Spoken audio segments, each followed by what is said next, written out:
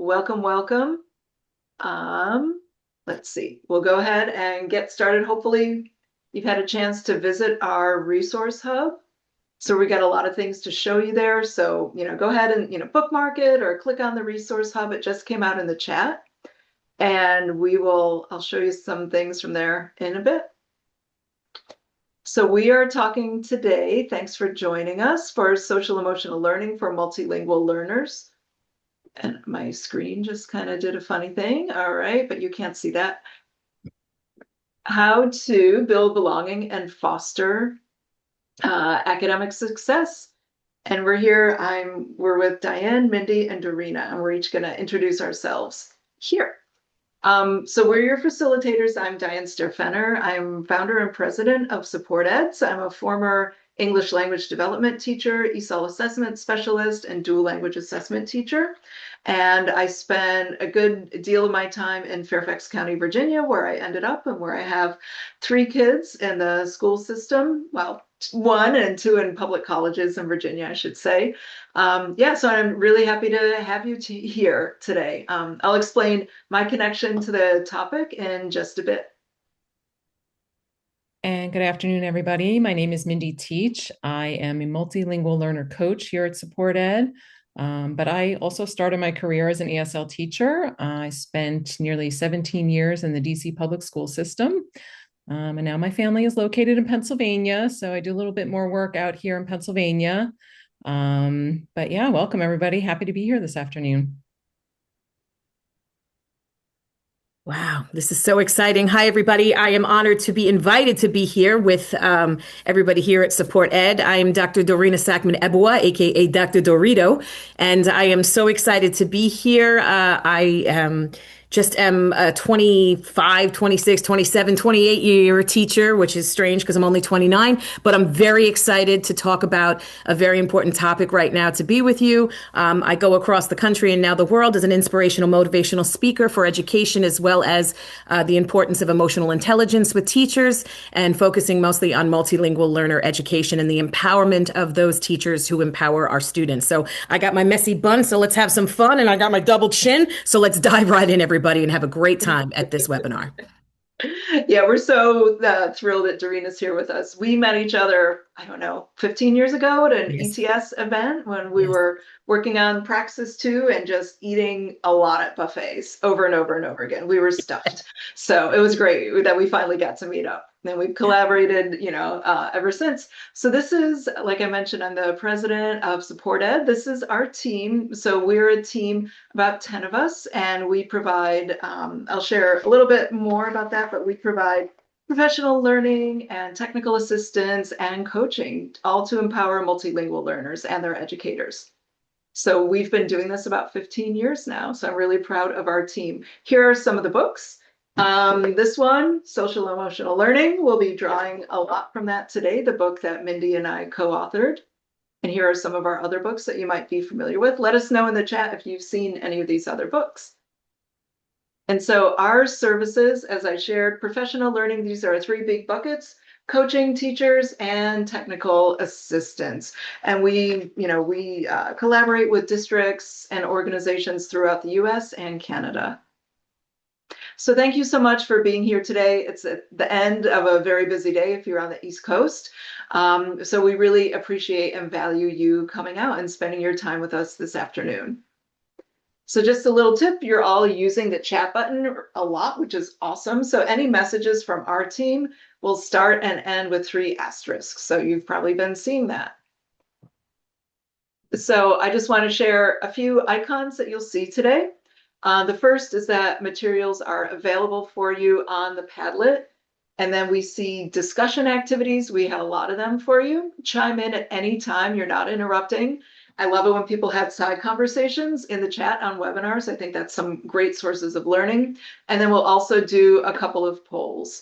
And someone's saying that they can't open the link to the Padlet, or to link to something that was shared. So we'll check that out. So our Padlet looks like this. Let's see. Let me bring that up and share with you what it looks like. on my screen. Hopefully, give me a thumbs up if you can see it.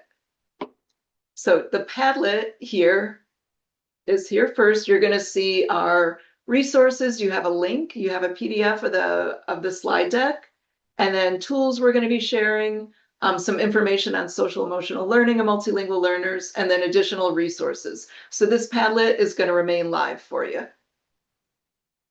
So great. I'm glad that you can see it. So our objectives for today, we have 3 of them. We're going to come back to them at the end, make sure we met them for you, are to describe the urgency to support multilingual learners with targeted SEL strategies to foster a sense of belonging. We're going to examine practical strategies to foster multilingual learners' self-awareness and self-management skills that support a sense of belonging. And then you'll explore real-world examples of how one educator, that's Darina, builds ML's sense of belonging through academic work in the classroom. So as I shared, as I held up, we're drawing some content from Mindy's and my book, SEL for Multilingual Learners, that came out in 2024. So what we're really highlighting today is material from 2 chapters, Fostering ML's Access to Self-Awareness and Self-Management. And then you can see all of the other titles here. And so we're going to give you a chance to enter to win a book. So what you'll do is on the Padlet, you'll click Enter to Win, and then just very quickly fill in this information, your role, anything you might be interested in, and then hit Submit. And then at the end of the session, we'll share with you who the winner is, and we'll mail you the book. So we'll give you a minute to do that. As you're doing that, we'll have you share in the chat your name. Many of you already shared where you're coming from. So your name and your role and what you might like to learn today.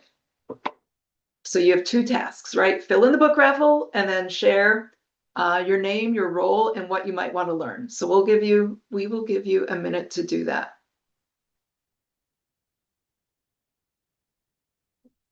And then as you're doing that, I'll keep the slide up. We're going to share next. I'll keep talking, and I'm going to share with you urgency to support MLs with SEL strategies to foster their sense of belonging. So I'd really love to hear, why you're here. What about the sense of belonging spoke to you today?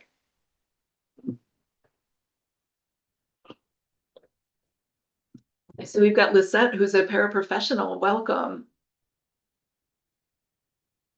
Yeah, Karina hopes to learn how SEL and culture go hand in hand. Fostering a sense of belonging is important to some people. Lisa wants to gain resources with specialists and teachers. Oh, we have a school psychologist. Wonderful. Hoping to learn how cultural differences affect SEL in school. Huge. A big reason we wrote the book. So yeah, you're definitely going to hear about that today. Wonderful. Thanks so much for sharing. So as you're sharing that, I'm going to talk about, again, the urgency, but we want to start off with a poll. And let's see. I think Diane Choi's going to launch the poll. Awesome. We want to see how familiar you are with the CASEL SEL framework. So either not familiar, somewhat familiar, very familiar, or extremely familiar.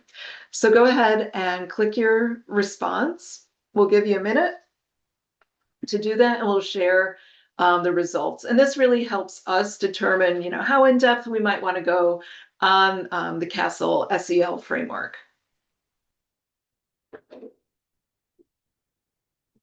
So we will give you a minute there.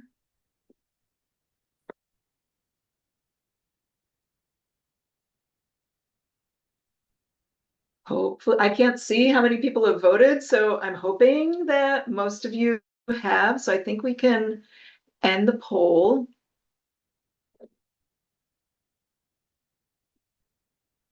And then, okay, we have somewhat familiar came out. That's great.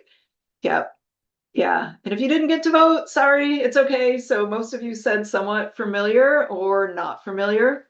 So I'll just explain, a little bit about, so you see this wheel I'm going to share one definition from Castle, who's the Collaborative for Academic, Social, and Emotional Learning. So they're a very trusted source, pretty well known across the US about social emotional learning. So we like to share their definition. And then what Mindy and I have done is we've taken their SEL framework that I showed you in this slide, and we've adapted it for multilingual learners to really make sure it captures who our students are and all of the great assets they bring. So here's one definition of SEL. You can read it here.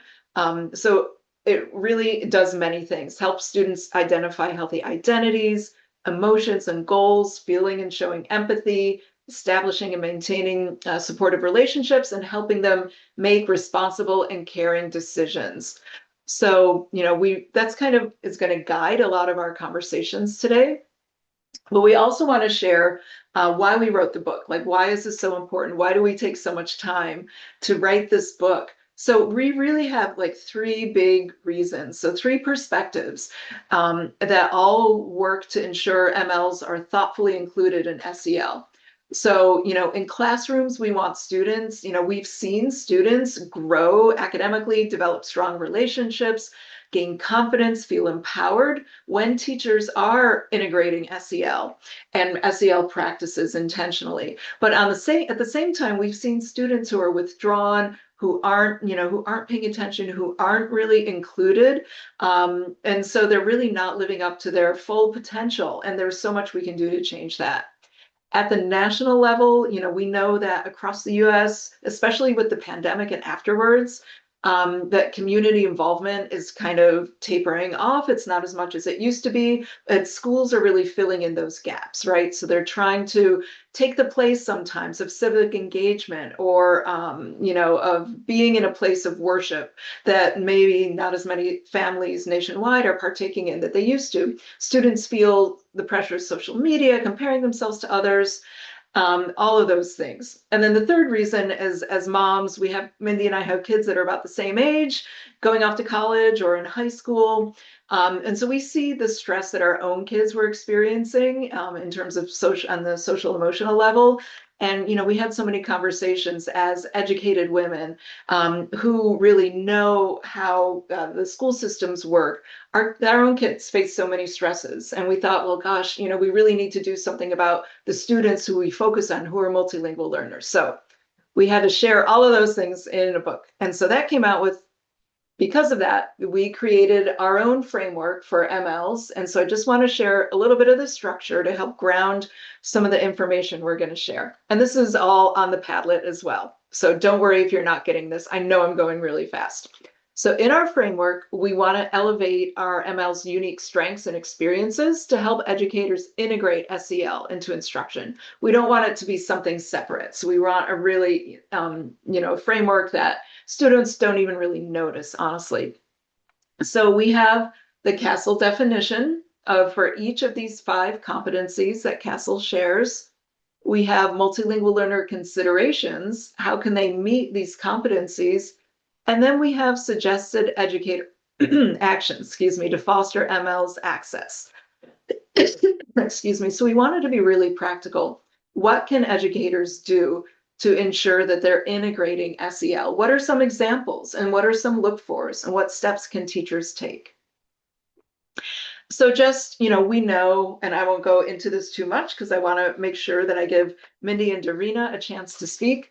So we know we have great outcomes. We can link to the research in the Padlet, but students, their overall attitudes improve with high quality SEL being integrated. And we know that SEL boosts students' sense of belonging and connection to peers. So you can see here why sense of belonging matters, all of these great things. Achievement, motivation, persistence, better emotional well-being, healthier peer relationships and interactions. I know I really do my best when I feel like I belong to something. I am so much more motivated. I really try harder and I care so much more. So let's think about, though, our MLs and sense of belonging. So in the chat, share with us, when you think about an ML truly belonging, what comes to mind? What might you see, hear, or feel? And take a second, think about that. and share that in the chat.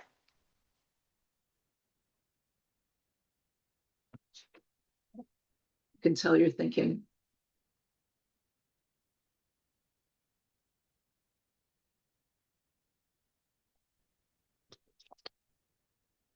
Great, it's coming in. Participation, laughter, students feeling safe. And, right now, thinking about what's happening in the world, in the US and certain states, belonging matters even more than ever. So all of our work is just like amplified times 100 right now, it feels. So really being intentional about creating safe spaces for kids is so important. And we're going to see some examples of that next. So thank you for sharing here. And yeah, I'm, always coming back to how our students need to feel safe. So more urgency for belongings, particularly for MLs, right? We know that, students and our MLs and families are not, many of them are not feeling welcome or not feeling belonging. They might be feeling the exact opposite right now. We see the anxiety, engagement, language development. They're often not included in curricular materials. Our teachers and administrators don't usually reflect the backgrounds of our students. So there's so much we need to be mindful of. And just a couple of, highlighting one last piece, aspects of belonging for students, right? So we kind of have two distinct aspects, emotional belonging and academic belonging. And we really recommend reading Zaretta Hammond's new book that delves into this academic belonging piece. And so it means feeling like a true member of the learning community. How do we make sure that happens? So I went fast. I want to make sure my colleagues have their chance. So we're going to do one final poll in this piece. To what extent do you agree with this statement? MLs at my school feel a strong sense of belonging. So we're going to open up the poll. Strongly agree, unsure, or mixed, disagree, or strongly disagree. So we hope everybody gets a chance to vote. So we'll give it a little bit of time here that you're able to do that. And in the meantime, I'm going to give the slide to Mindy, who can advance it to her piece. And I think we can probably end the poll. Okay. And I'd like to see what you all said. Yep.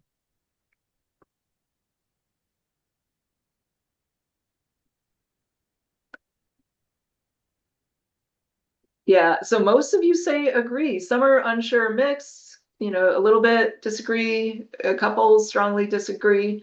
So thank you. Great. So already a lot of great work out there being done to help our MLs really feel like they belong in their schools. Okay, so we are going to advance into looking at some practical strategies. And I have up here on the screen, again, that castle wheel. And Diane did not spend a lot of time really digging into it. And we're not going to spend a lot of time digging into it right now. I just want to point out just a couple of features, mostly those different colored tiles. I call them tiles. They remind me of a Trivial Pursuit little game. So those different colored tiles are the 5 different SEL competencies. And we're not going to look at all of them today. We're only going to focus on 2. We're going to be looking at self-awareness and self-management. Yes, wedges. So first, let's take a look at self-awareness. And as Diane mentioned, we really, in our framework, aligned ourselves with the CASTLE framework. So we started out by taking a look at their definition, and that's what we have up here on the screen. But the place where we really did our work in thinking about multilingual learners was to think about, what do we need to consider for them as we reflect on this definition? So as we were looking at this definition of self-awareness, what really kind of rose to the surface for us was knowing that many of our multilingual learners identify with more collectivist cultures. So when we talk about self-awareness with some of these students, they might identify more closely with groups rather than as individuals. We're a very individualist country here in the United States. So for some students, this could be very unfamiliar. So they might not be very comfortable using the language that we are expecting or that we typically use when we talk about self-awareness. So some of our students might need to learn some of that language. And of course, we also need to keep in mind that we know that some of our students are learning English. So that could be some additional language that they might need to learn in order to really be able to express this idea of self-awareness that we might expect in classrooms. So one tool that we developed to help students think about some of their self-awareness are these sample sentence starters. And here they can identify some of their strengths, they can identify some limitations, they can bring in their own personal, cultural, and linguistic assets. And then we also wanted to bring in that piece of identifying their emotions. So this tool right here is the sentence starters right here are very general, and that gives you the opportunity to use it with a variety of lessons and topics. So I am going to click over to this next slide, and I'm just going to share a little scenario with you of a fourth grade math class so you can get a little bit of an idea of how this tool might be implemented.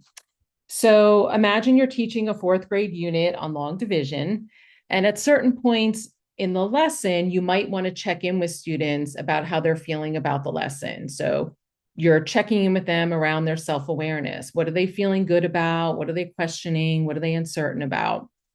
And one way that you might do this, or at least initially as the teacher, is you might discuss how the class as a whole is doing, kind of give an example of, overall, students are doing really well with particular pieces, places maybe where you're noticing students have a lot of questions. And then really to help build relationships with your students, it's always really a great idea to be a little bit vulnerable with them and share your own experiences with learning some of these lessons that you're teaching. So, if we can think back to what it was like to learn long division, maybe in third grade or fourth grade, and share, what you felt really comfortable with, maybe things that made you feel uncomfortable, maybe things you weren't unsure of. And all of this really enhances students' sense of emotional well-being as they're hearing these messages from what the teacher is sharing that, everybody struggles at certain points. We're all a community of learners, and this is a safe space where we can share our strengths, but also ask our questions. I'm sure we've all been in situations where we felt in classrooms and like maybe we were the only one who was unsure. So sometimes when teachers share where they were confused, students can connect to that, and they can also feel a little bit more comfortable and recognize, okay, well, maybe I'm not the only one that's feeling this way. So then we can have students take a look at some of the questions and use some of these sentence starters. And here we're sharing an example of how one student filled in these sentence starters, added on to these sentence starters. She is a newcomer student from Ecuador and initially gave her responses in Spanish, but they're translated here in blue in English so that we can all take a look at them.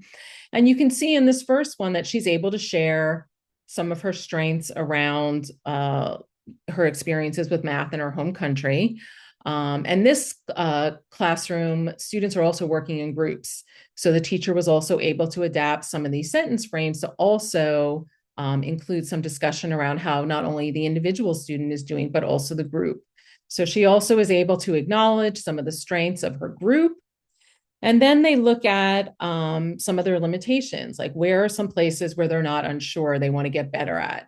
And it's interesting here that they note specifically some of the processes around doing the problems, what they are calling the American way. So they're struggling with bringing down the numbers. Maybe that gets a little bit confusing. They're struggling with setting up the problems this way.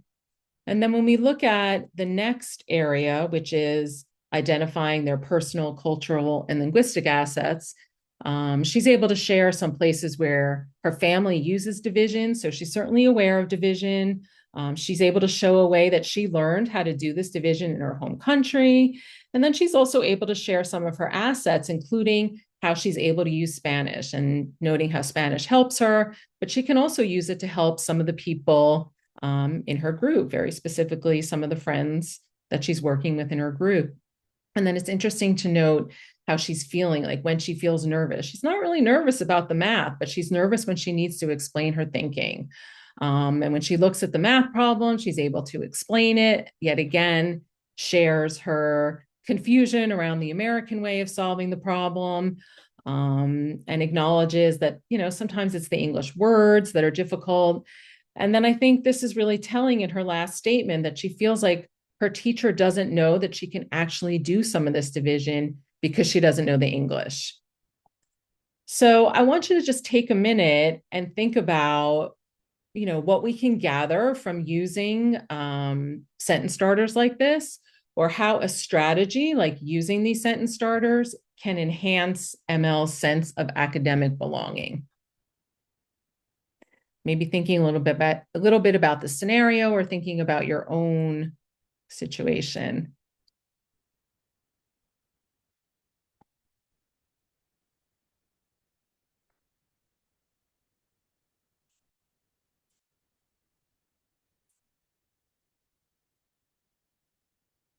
So it's giving students an opportunity to feel heard. They feel like part of the classroom, lowers the affective filter. Yeah, great. They might have a buddy to work with. Great. And I'm just going to ask you to feel free. Go ahead and keep adding things to the chat again, just so that we can keep going and we can get to everybody's part today. We're going to take just a quick look at self-management. And again, here we're starting with Castle's definition, and then looking at how we need to consider multilingual learners' strengths and their unique situations. And for us, when we were looking at self-management, what really stood out to us is how, we kind of look at appropriate self-management in connection with social norms. And if our multilingual learners are not familiar with these social norms, then their behaviors, their interactions, the way they're behaving in classrooms, the way they're behaving with teachers and other people might look like they are not, they don't have strong self-management skills, but it might just be that they have different expectations and they're not as familiar with our social norms as maybe they need to be. So there's certainly this potential disconnect between how they're interacting and how teachers might interpret those behaviors and interactions. And this could be misinterpreted as a lack of self-management skills. And then this last piece of self-management is also really supporting students to work towards their goals. And we just want to acknowledge that, we recognize that sometimes there are these conflicting messages between school and home around what students' goals may be. So let's take a quick look at a tool here. And this was actually developed thinking about ways to help students manage their time so that they are able to engage in classroom activities and get sort of long-term projects done. So this is a template for planning class projects. It includes a space for students to note the task, how they're going to do it, some options for help if they need that help, and some due dates for when they need to get it completed by.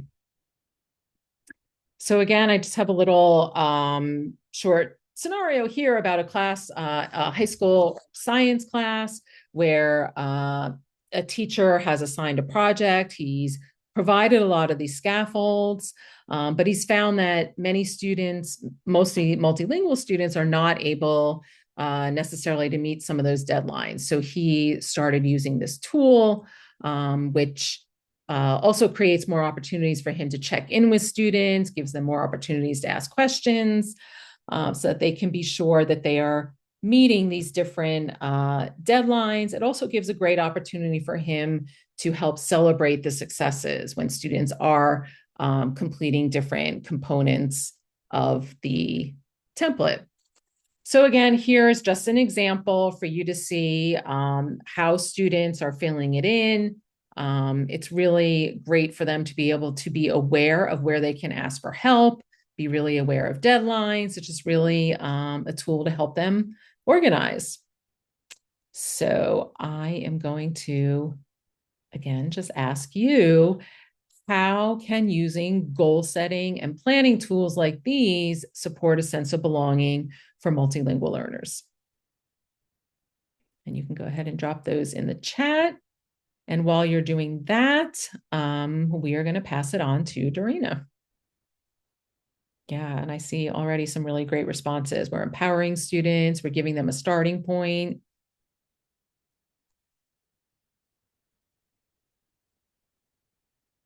They appreciate the feedback.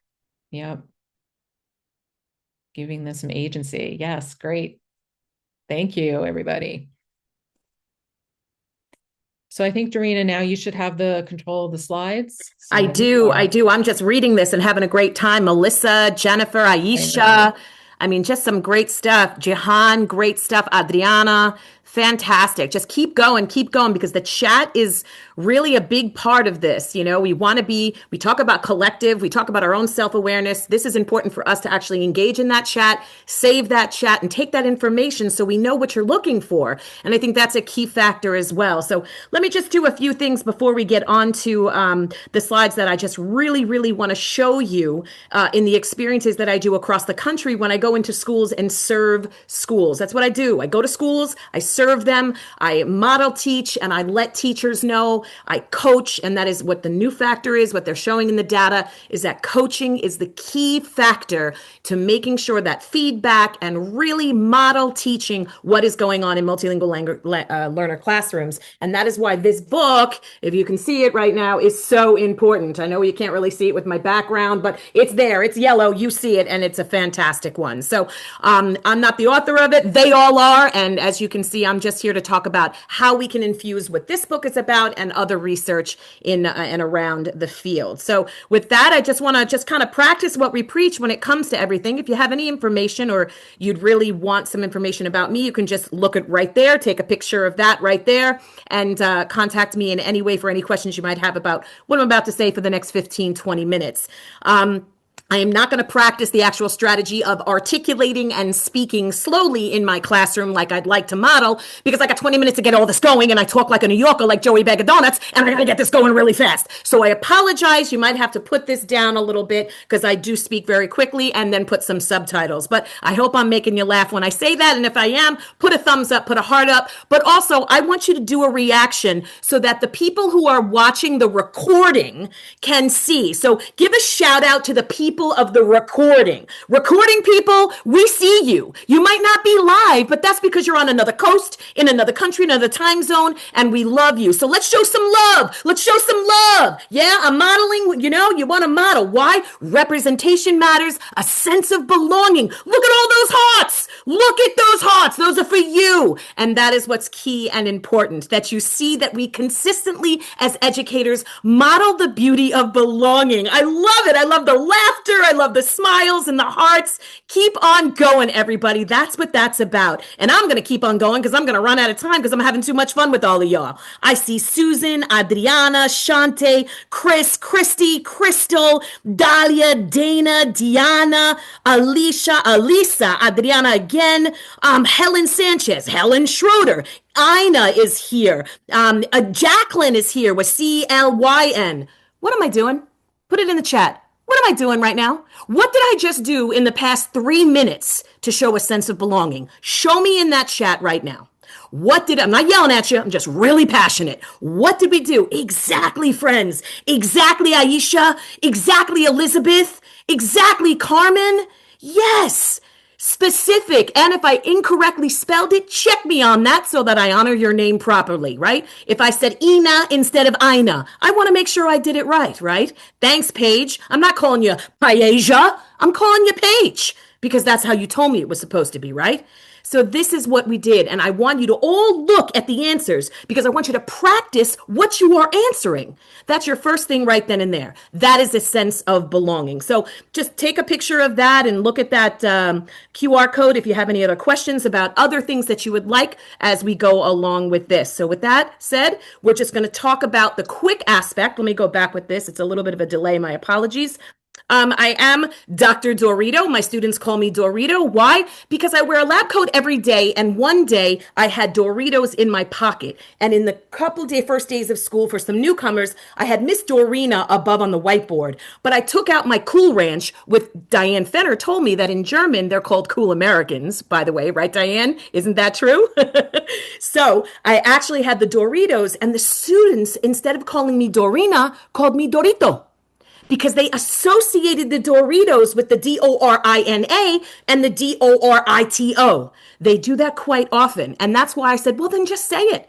Put the miss in front of it or put the doctor in front of it. And yes, you can call me that. That was a connection that we had with the kids. And I want you to see that we have the research of Dr. Dorito right here for you, as well as White's research on the fact that the more emotionally intelligent you are and your readiness to teach, not just your content intellect, but the emotional intellect, you actually have a better sense of belonging where students feel that way, you feel that way, and the readiness for them to be intrinsically motivated, not extrinsically. So you put your heart and you go intrinsically motivated. Extrinsic is the X out, and that's how I show my kids the meta language. It's the metacognition, the thinking about their thinking, and the meta language, thinking about the language that they're using in order to communicate. So you can just pause this when you look at the recording, which you're going to get, as well as the Padlet, and you could read the research for yourself. There's 2 pages of this, and I really want to get into the real world concept of what this is. But once again, healthy teacher, healthy student, healthy learning. And that's what I preach when I talk around the country now, around the world, is that as we are healthier with our own emotional intelligence, we can embed the social emotional learning. And that is why, yes, Dahlia, I love Cool Ranch. They're the best. And yes, exactly, Rachel, I engaged you immediately, and I'm not going to let you sleep in this webinar. So here we go to the next one.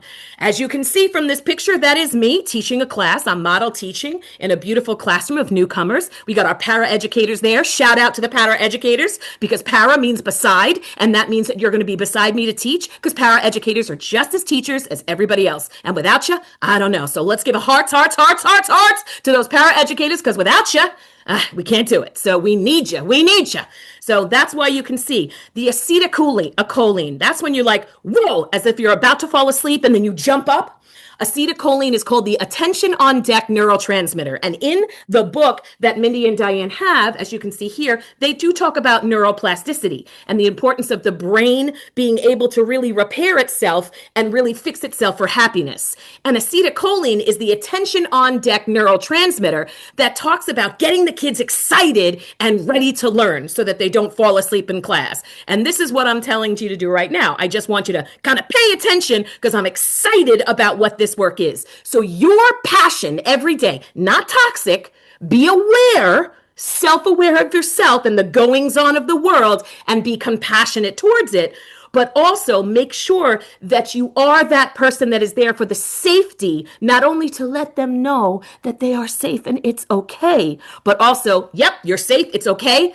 Education is what's going to free us. So let's go. I call that TLC squared, tender loving care and tough love culture. And that is a key factor we must do, or else, like Zaretta Hammond says, the pobrecita syndrome might happen. And we don't want to do that. So with that said, we want to get that acetylcholine going. And I think you got yours going. Thumbs up if you kind of feel excited about what the next slides are going to be about. And I'm excited for this because what does this really mean? Well, I'm going to show you what this, hey, thanks a lot, everybody, for the thumbs up. Thanks, Martha. We're going to show you what it looks like in the elementary first, and hopefully we'll get to middle and high. So with that said, here we go. Let us begin. If this is your generation, good for you. Show me who these people are in the chat. Come on now.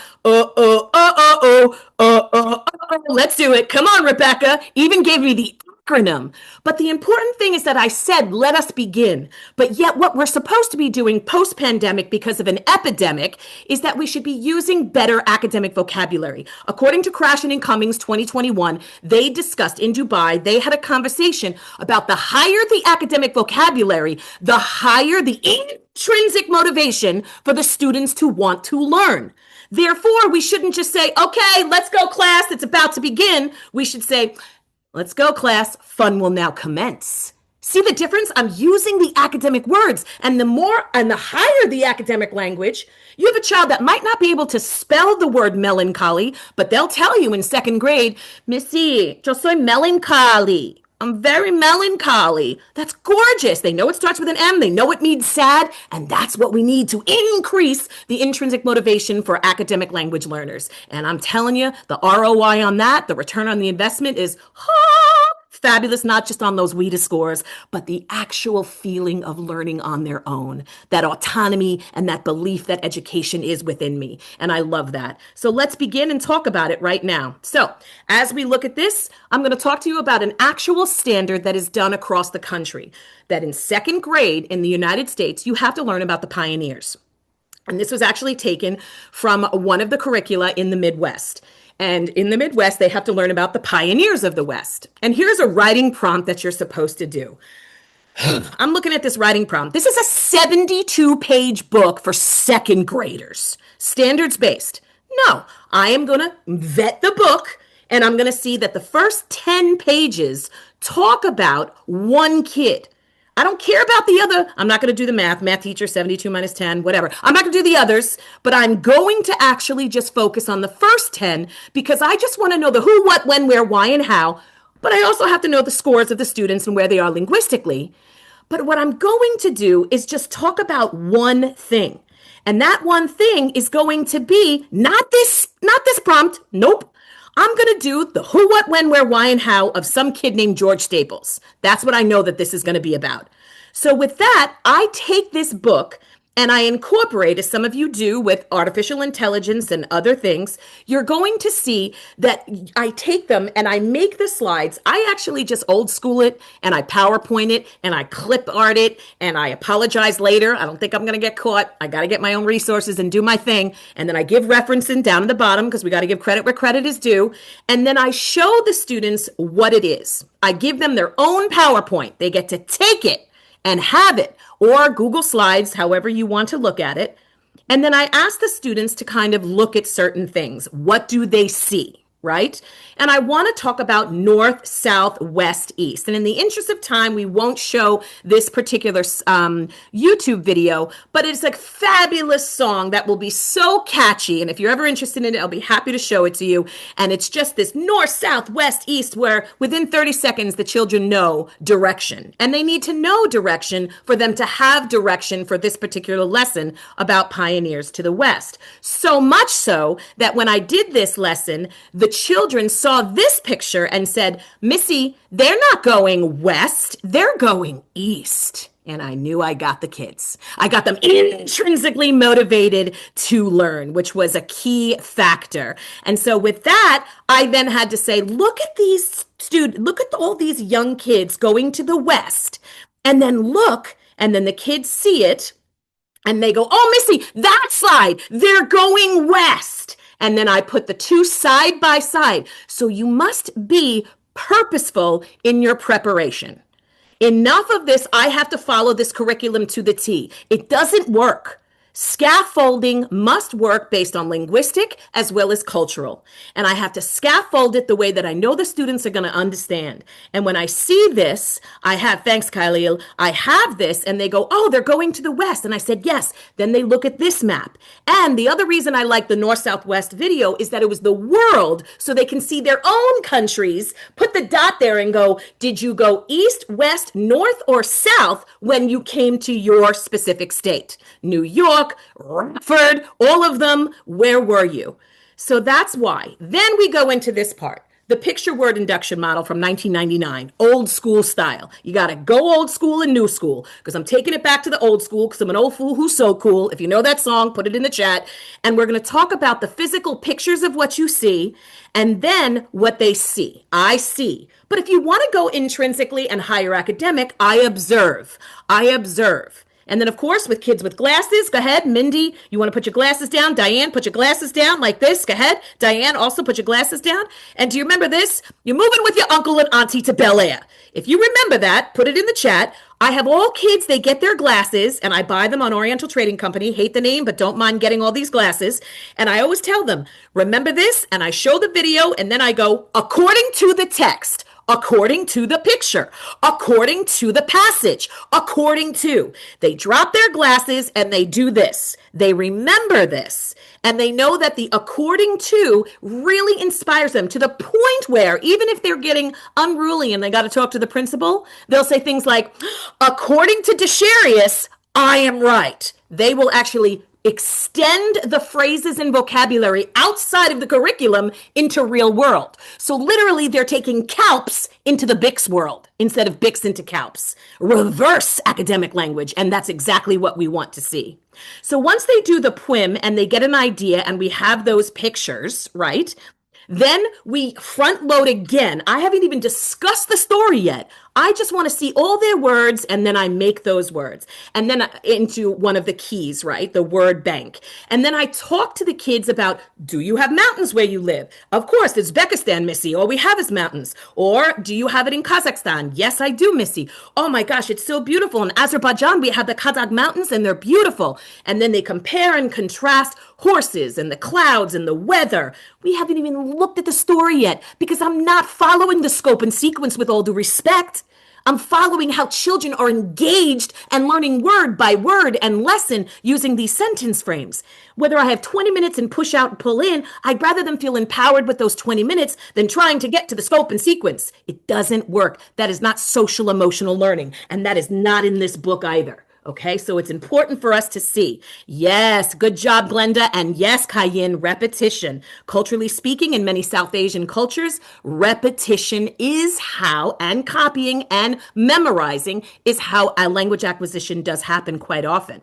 Thank you for sharing that. Once you have all of that, we go to this. Okay, so let's go back here very quickly because of the interest of time. Let's just look. I'm going to be quiet for a second. Cheers to all of you. Take a sip of my favorite beverage.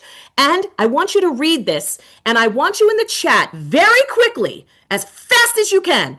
Who, what, when, where. Who, what, when, where, why. I don't know. As many as you want to do. Try to put it all. Ready? You have 30 seconds. The kids don't, but you do. Who, what, when, where, why. Come on. Go for it. Go, go, go.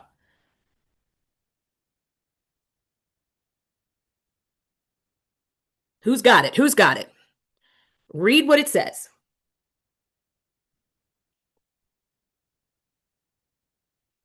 Excellent, Deanna. Beautiful, Melissa. Go, Anna. Come on, Glenda. Helen, you got it. You read it. You saw it. 30 seconds. Imagine what you can do with the kids. Fantastic, Aisha. Asha, excuse me. Veronica, excellent. Yes, excellent. Go, Kari. Go, Kari. It's your birthday. Go, Natalie. Excellent. See it? Keep going, everybody. Now, I bet you some of you are like, oh, I wanted to call my name too. I put myself in the chat. Yeah, sense of belonging. I know Susanna wants to be recognized because you should be, Susanna. Give me a hearts up, Susanna. I know you're there. Jessica, Kaylin wants more because she did it twice. She's still going and going. Mariella's going. Kelly's going. Thanks for the heart. Tracy's got it. So imagine how kids would be. It is good. This is called the acetylcholine, attention on deck. This is the dopamine as well, where there's a little bit of competition, where you got to get yourself going and try to speed it up a little bit for just a simple paragraph that I just cut and pasted and put it on here. Because it's this whole long thing that can be intimidating. But now here's the sense of belonging, friends. Now that you read all of that, here's where I get into reading Diane's book, seeing the research and Mindy's book, and seeing it. Kids, this is what I say to them. You're a pioneer. Do you know you're a pioneer too? Do you know that your family, your culture, who you are, made the decision to go west or east or south or north? That was from the lesson before. You're going to tell me. But I know you're a pioneer. Do you know what it means to be a pioneer? And then you embrace the fact that they took the chance to come here for what? There were 3 reasons why they came. Well, maybe there's 3 reasons why the students came. And we also have to be culturally relevant when it comes to this and culturally responsive for a culturally sustaining pedagogical experience. And that is, in fact, to make sure that kids feel comfortable with this, right? Some kids might have been in refugees. Some kids might have traumatic stories. So we must know our students' stories before we teach them in order for this to happen. But look at these sentence frames. So you would take this sentence frame and have the kids work on this. Cualquier idioma. I don't care what language you have that you can use this in for students to understand it, but I want them to frame their thinking with the sentence frames to empower them. I use these with laminate, with vis-a-vis markers. That's how old I am. I say vis-a-vis marker. And I laminate them so that they can erase it and study. Erase and study. And then their final formative assessment is, their formative assessments are these. The summative assessment would be the final piece that they would have to write out. So these are very, very important. Yes, Tracy. Yep. Yes, Kayin. It's very good for a summary. So once you see this, that's a key factor where the kids also feel seen. And that is a factor that they're the pioneers to feel seen. They feel good. And that's why, because what does that do? That increases the oxytocin. And that was me in a much thinner and younger time in my life. But that student's probably like 35 right now. I'm just kidding. That was a couple of years ago with one of the classrooms that I was working with.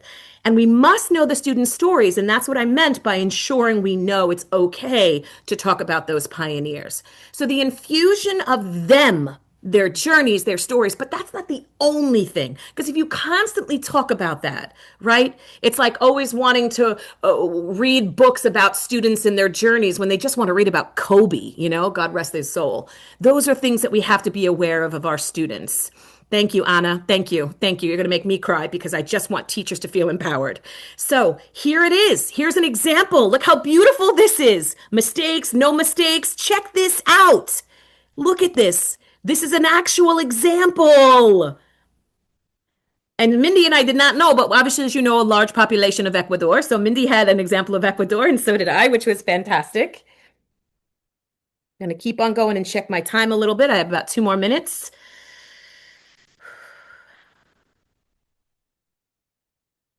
Now I can change that sad to what word did we learn? Melancholy. So these are ideas, and I'm going to go through the other parts a little bit quicker for you to see. Here's another example. I'm not going to ask you to do the who, what, when, where, why, and how, but see the repetition that Kayin was talking about? We do the repetition. We talk about it. You are, Jennifer. Thank you so much. This is what it is. Now you would do the who, what, when, where, why, and how. The kids will go, they're going east. I'm like, nah, they're just turning around. It's kind of like, what they have to make a left or a right, right? Thanks, Tim. Good to see you. Now over here, and I'm almost finishing up, I promise you. We're going to go to the next one. Here it is again. Are you noticing a pattern? Are you noticing a pattern? And that's it. Picture word induction model. All the things you're supposed to bring. Here's the kid, George Staples. George Staples, a who, what, when, where, why, and how. We don't have that much time, but you're going to press pause in the recording of this, and you're going to read about this cute little boy, George Staples. And you're going to talk about who he is and his story as a pioneer going west and what happened to him. And kids will start to see that, wow, that happened in America too? Yes, but I don't want to do this prompt. I want to do a different prompt. And in the interest of time, I will not assess you on it.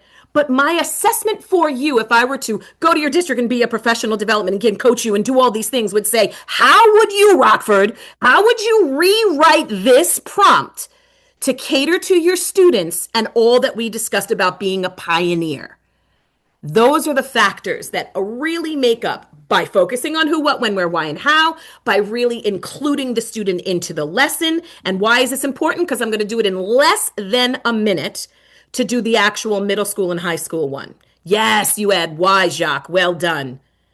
But a culturally sustaining lesson of this prompt is what my homework would be for to you. And you're more than welcome to contact me at any time to see what that would be. Because when we infuse what is now about our students and what we know about our students into each lesson, this connects them to the content and that gets retained. And that is a key factor. So although we don't have much time for middle and high school because we want to open it up for questions and I want to honor Support Ed and all the things that they're doing, and inviting me here, and I'm talking too much, and I know that I am, and I promise you I'll be done. These are actual classrooms where we're doing something called the writing recipe. And then we're also discussing very, very quickly an ecosystem and the importance of the rainforest. Why I want you to know that this isn't just ELA, okay? Thank you, Susan. I want you to see right here. Here's again, are you seeing a pattern? Whether it's elementary, middle, or high, I'm front loading with the picture word induction model. I'm also showing you matching pictures with the words. They get the PowerPoint. They can do all this. Then once again, we go to the next one. We talk about biotic and abiotic. Thank you, Nicole. That's very important. So now we know living things, abiotic. That's all I want to do for the first 20 minutes. If I'm pull out, I do the pictures and then I do the biotic, abiotic, if you will. But check this out. This is where we get the inclusion of belonging in a science class. Look at the difference of the rainforest. Take it very quickly. I want you to see there's tropical and temperate. You just learned something today. And you can see where there are other rainforests besides the Amazonas no Brasil. A gente aqui que é brasileiro vai saber que, okay, Brasil, Amazônia. Everybody will know that. But there's also other places where you can see rainforests, not just the Amazon. There's different types. Now we're incorporating everybody by letting them know, oh my gosh, that's near me. Oh my gosh, where is it? There's so much more to this, and I hope I can help you with this in some way and let you know. Okay, thank you, Adriana. And then when you see this, you'll be able to see how the students feel. And I'm finishing up. They walk around the room. This is an actual visual thing of what the students did because it actually increases endorphins. Verbal matching, Kate. I love it. Show it. Give your ideas. You're the experts. Now they're walking around the room discussing the various aspects of temperate and tropical rainforests and then showing where they are. But then they become the ambassadors. Take a look at this sentence frame. Does it look familiar? Yes, because what they learned in kinder and elementary, they go into middle and high and they start seeing all this. Whether you are an EML, you are a long term, whether you exited or not, I teach all teachers this because it frames their thinking in a world where critical thinking is dying. And this is very, very important. So you want to see how they're doing compare and contrast. They're talking to their other colleagues. They're going to be researching other rainforests that are different from theirs. And if they don't, they have wetlands, which is a little bit different. Then my favorite part is that if you're in high school, you have to do volunteer work. They go back to the elementary kids and have to read their story or read this story to them to practice reading orally. And their volunteer is to read to other MLs in the elementary school, and they get their volunteer points. But it's still on topic, so it helps them retain the information. It's really fantastic. Marielle, it is a great book. Not this one, Diane's, but that book's also too. Why? Because I think I increased your acetylcholine. I think I increased their acetylcholine. And I think I did a pretty good job with giving you just a little bit in less than 20 minutes of what it would be like to feel like there's a sense of belonging. Can you give me something in the chat that you could say, all right, Dorito, yes, you made me feel a certain way because I want to give you all the silver apple. I want to give the elementary teachers the little baby apple. I want to give the middle school teachers the crystal apple. And I want to toast to all of you. Back to Diane. I just hope y'all learned something for Dr. Dorito today. Contact me for anything that you need, for inspirational, motivational, and of course, most importantly, get that book from Diane Fenner. And one of you might win right now, right, Diane? Righto. Yes, yes. But before we do that, you're all been reflecting the whole time. I know I feel like, whew, I had a few cups of coffee there. Like, just by listening to Dorina. It's so great to hear you and to just take part in the whole experience. So thank you so much.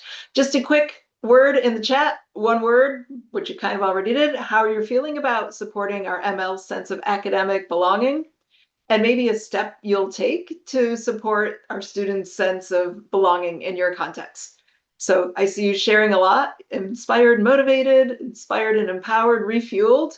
Absolutely. Keep it coming. I shared the objectives in the beginning. You know them. I hope we met them. Let me know if we did or didn't. Our contact info. So Diane and Mindy at supported.com and then DorinaSackman.com. Thank you so much for joining today. We really appreciate you coming out. Yeah, thank you, everybody. Thanks. Thanks, everybody.